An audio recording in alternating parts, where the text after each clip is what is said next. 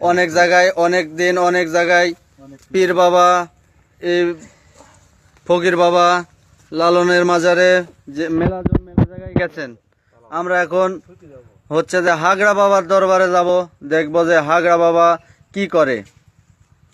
এই যে আমরা হাগড়া বাবার মাজারে আসছি। হাগড়া বাবা অনেক সমস্যার সমাধান করে থাকেন। তিনি কি কি রোগের সমস্যার সমাধান করেন আমরা একটু জানবো। বাবা বাবা বাবা আপনার সঙ্গে একটু কথা বলা যাবে?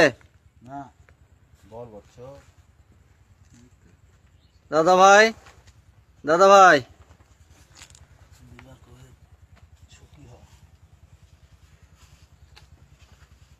সুখী হ। তুই কি চাস?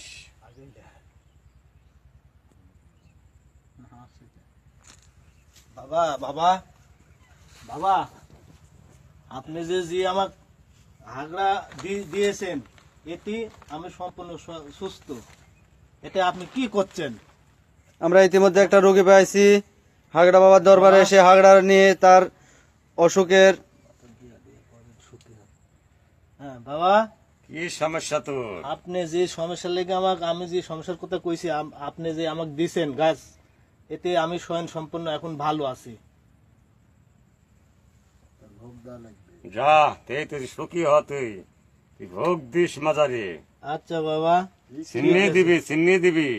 আচ্ছা আচ্ছা বাবা, হাসি দিয়া দিতে হবে তোকে। আচ্ছা ঠিক আছে বাবা, তাহলে এখন আমি আসি বাবা। হ্যাঁ যা, আচ্ছা ঠিক যাতে আছে, পারিস। ঠিক আছে। কারো অন্যায় করবি না।